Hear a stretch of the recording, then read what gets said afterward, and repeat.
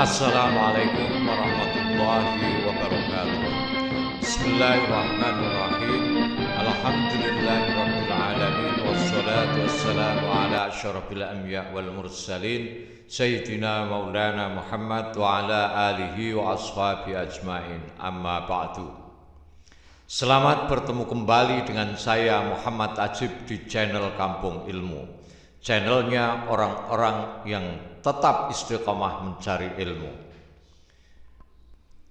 Pada kesempatan ini saya akan meneruskan pelajaran ngaji kitab Al-Iman yang ditulis oleh Syekh Abdul Majid Az-Zindani hafizahullah. Bismillahirrahmanirrahim. Al-Qaidatu As-Saniyatu, kaidah yang kedua. At-tafakkuru utawi merenungkan fil masnu'i terhadap benda yang dibuat, itu ya dulu menunjukkan apa tafakkur ala ba'di sifatis shani'i, atas sebagian sifat-sifat yang membuat. Kaidah yang kedua, dengan merenungkan dan menganalisa pada benda-benda yang dibuat, dapat mengetahui sifat pembuatnya. Artinya, segala sesuatu yang ada pada suatu benda yang dibuat itu dapat menunjukkan kepada kita sejauh mana kemampuan atau sifat-sifat si pembuatnya. Misalnya kamu melihat sebuah objek berupa baju yang bagus dan jahitannya halus. Seperti ini mungkin, lihat di layar. Kalau kamu amati, kamu teliti, kamu renungkan, maka pikiranmu akan dapat mengetahui bahwa baju tersebut dibuat oleh orang yang teliti di dalam membuatnya. Pembuatnya pasti mempunyai kemampuan untuk memotong-motong kain dengan tepat. Dan kamu dapat simpulkan bahwa pembuat baju tersebut dapat menjahit kain yang sudah terpotong-potong itu dengan rapi. Tidak mungkin baju itu bisa sedemikian bagus jika si pembuatnya tidak mempunyai kemampuan untuk membuat dan tidak mempunyai sifat teliti, tidak punya sifat rapi seperti yang tercermin di dalam baju tersebut. Tidak mungkin baju sebagus itu sementara pembuatnya tidak punya kemampuan memotong kain dan menjahit secara rapi dan teliti. Kamu melihat sebilah pedang, lalu kamu coba ketajamannya dengan meletakkan beberapa helai rambut di mata pedang yang tajam. Lalu kamu tiup, rambut-rambut langsung putus.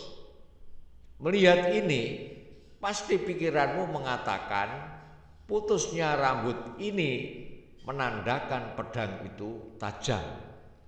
Melihat pedang itu berbentuk bagus, pikiranmu akan menyimpulkan si pembuat pedang jelas orangnya punya kemampuan mengolah logam sedemikian rupa sehingga pedang sangat tajam.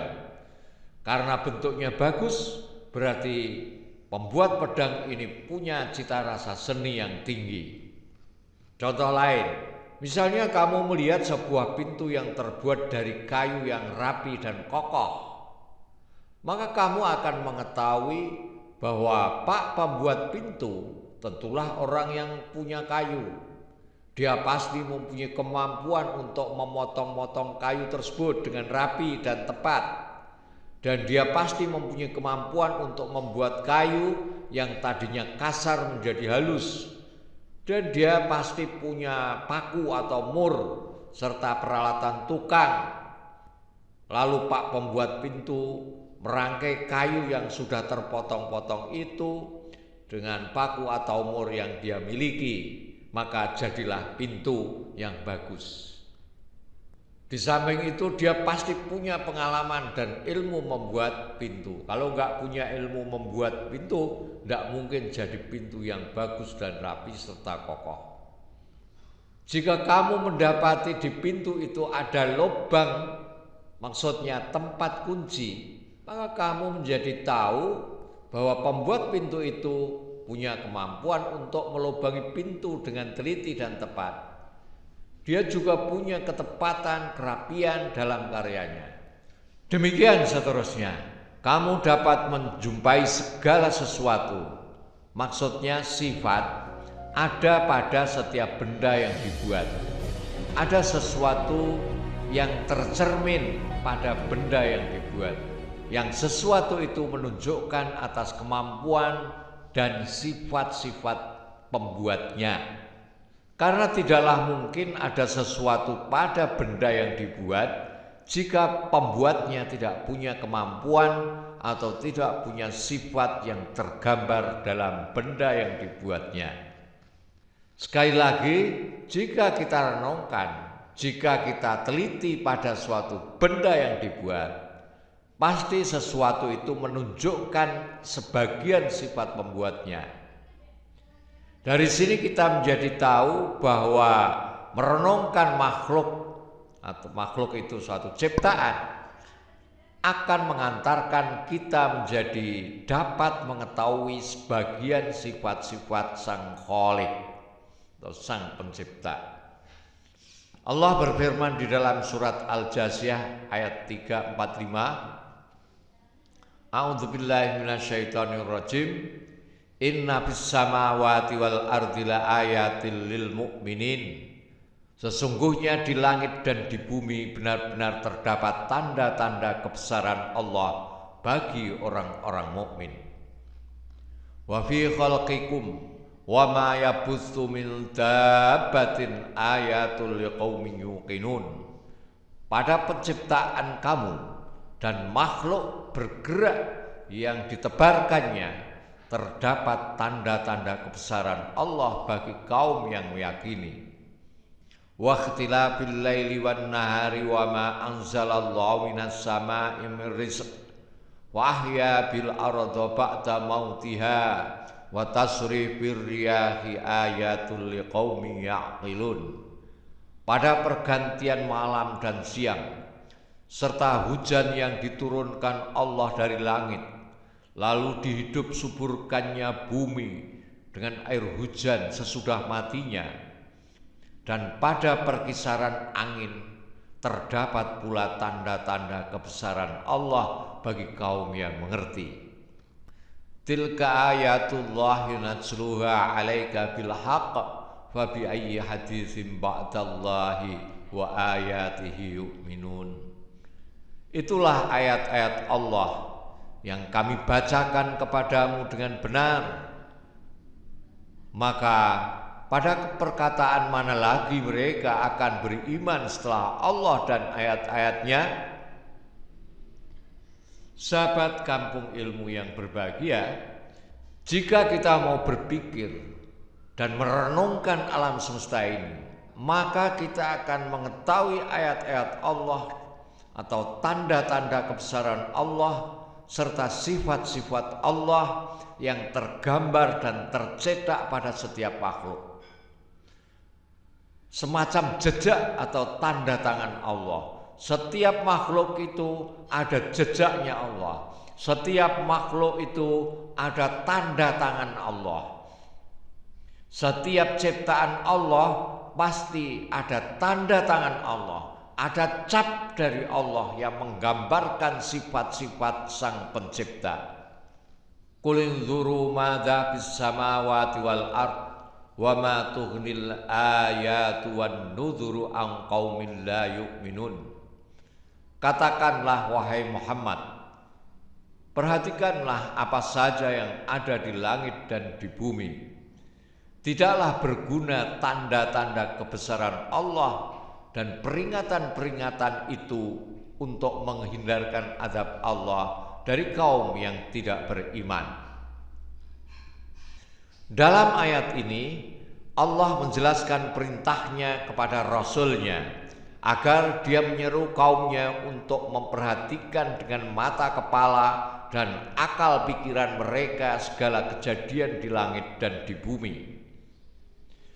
Mereka diperintahkan agar merenungkan keajaiban langit yang penuh dengan bintang gemintang, matahari dan bulan, keindahan pergantian malam dan siang, air hujan yang turun ke bumi, lalu menghidupkan bumi yang mati, dan menumbuhkan tanaman-tanaman, pohon-pohonan, dengan buah-buahan yang beraneka warna rasanya.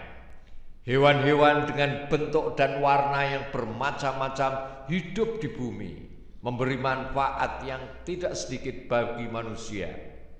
Demikian pula keadaan bumi itu sendiri yang terdiri dari gurun, lembah yang luas, dataran yang subur, samudera yang penuh dengan ikan berbagai jenis. Kesemuanya itu tanda-tanda keesaan dan kekuasaan Allah bagi orang-orang yang mau berpikir dan yakin kepada penciptanya.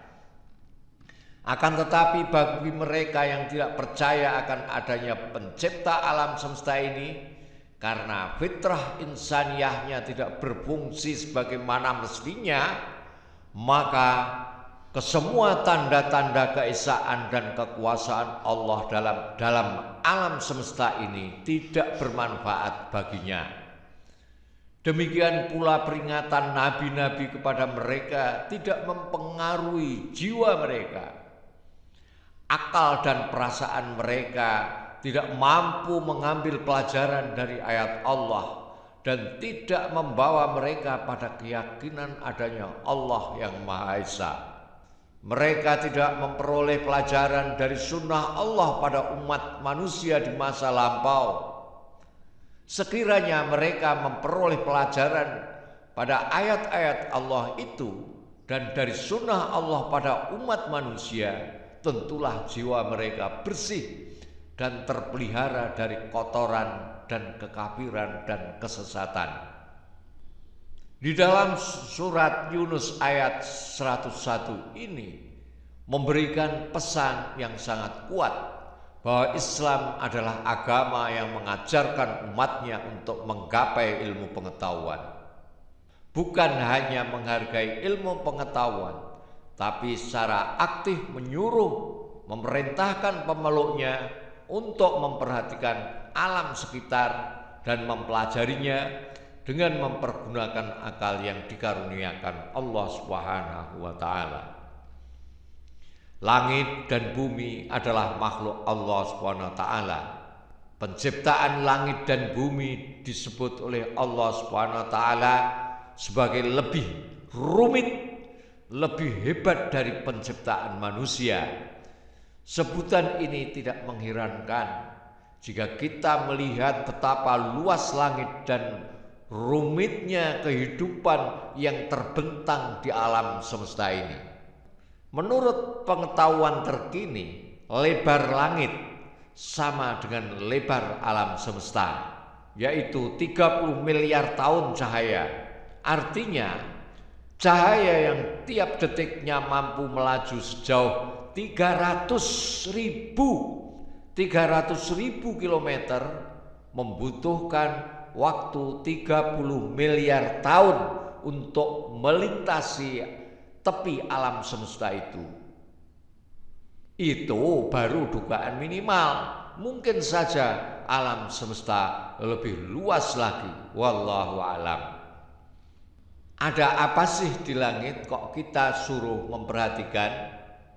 Ada apakah di langit?